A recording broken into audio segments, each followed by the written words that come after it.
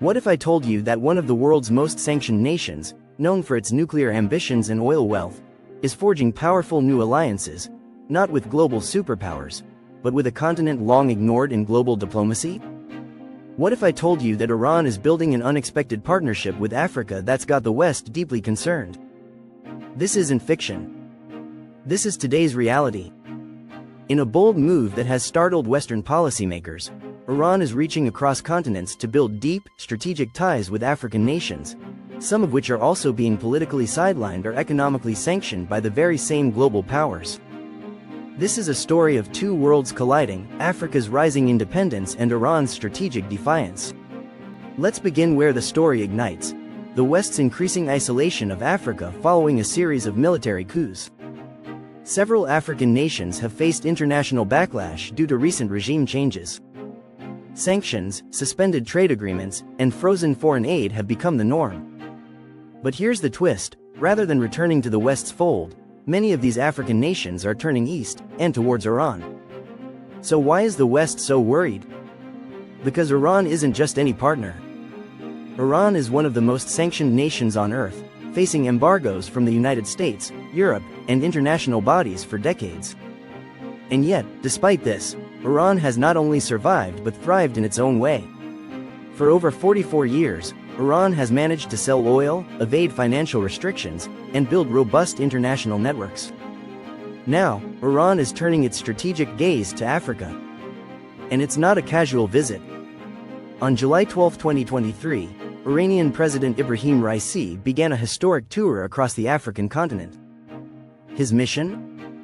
To reset Iran's foreign policy in Africa and lay down roots for long-term cooperation. This was the first African tour by an Iranian president in over a decade. Raisi was accompanied by top officials, including Iran's foreign minister and leading business executives.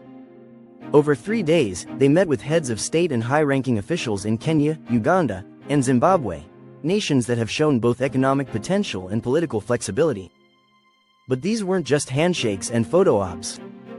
Behind closed doors, Iran signed a series of agreements, some public, others far more secretive.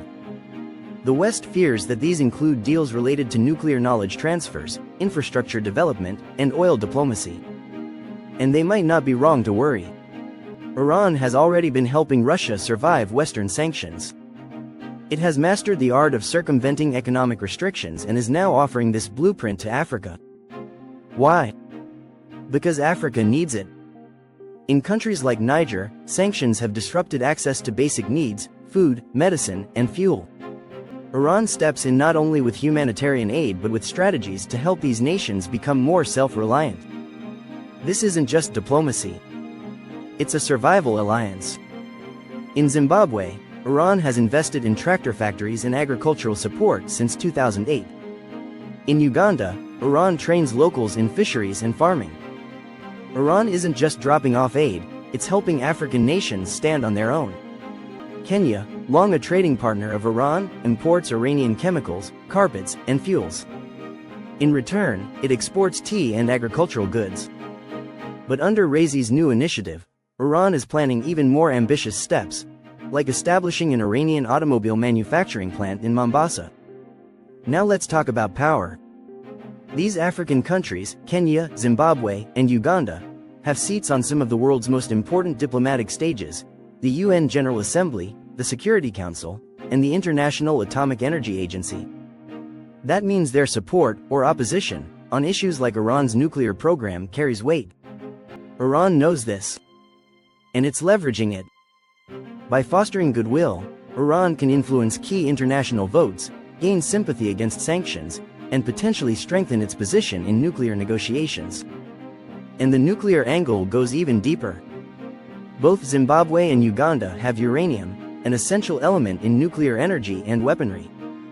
While no open announcements confirm direct uranium deals, the mere possibility sends shivers through Washington, Brussels, and beyond. Raisi's message throughout his Africa tour was clear: this is not just about trade, it's about independence. Iran and Africa both have histories marked by colonialism and Western dominance. This shared experience is forming the foundation for a new geopolitical alliance based on anti-imperialism. In Kenya and Uganda, largely Christian nations, Iran is even fostering religious and ideological ties, funding schools, publishing literature, and encouraging conversion to Shiism.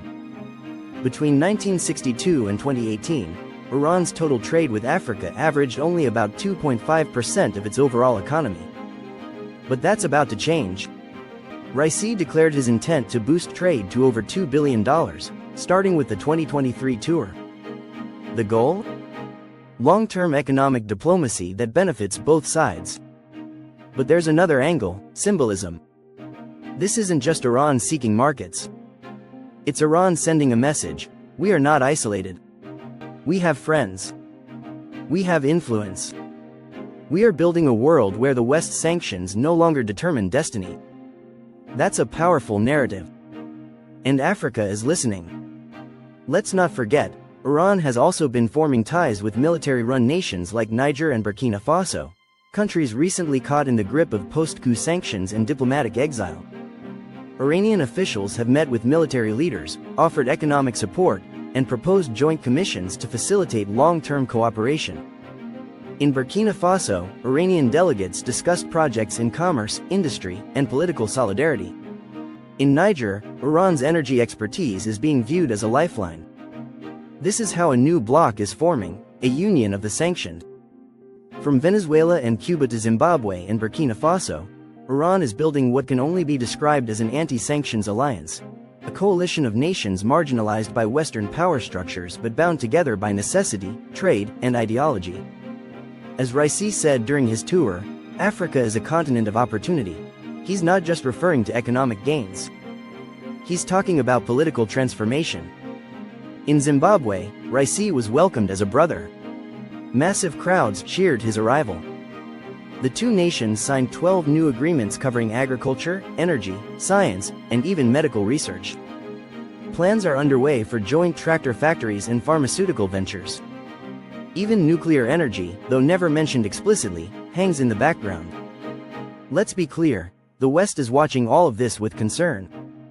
Iran's growing reach into Africa threatens to disrupt traditional Western influence on the continent. Where once France, the UK, and the US held monopoly power over African resources and politics, they now face competition. And it's not just Iran. Russia, China, and Iran are forming a triad of influence across the global south. Africa is no longer the pawn, it's becoming a player. During his visit, Raisi also condemned Western support for homosexuality, comments that drew applause in countries like Uganda, which recently passed strict anti-LGBTQ+ laws. While controversial, such remarks align with the cultural conservatism of certain African governments and help cement Iran's ideological influence. Back in Kenya, Raisi signed multiple memorandums of understanding with President William Ruto's government. Topics ranged from ICT to livestock production to trade expansion.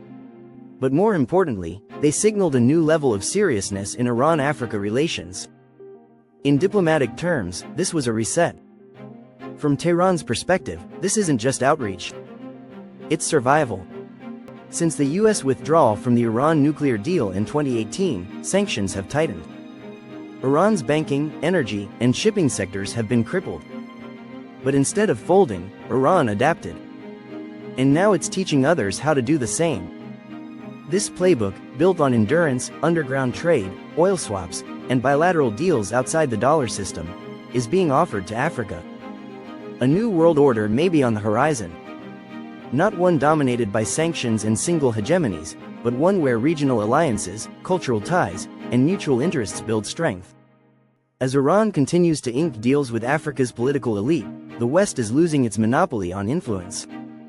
Iran's bold move might just be the blueprint for a multipolar world, where power is shared, not hoarded. The question is no longer, can Iran survive? It's, can the world survive without understanding what Iran is building? This is Geopulse Daily.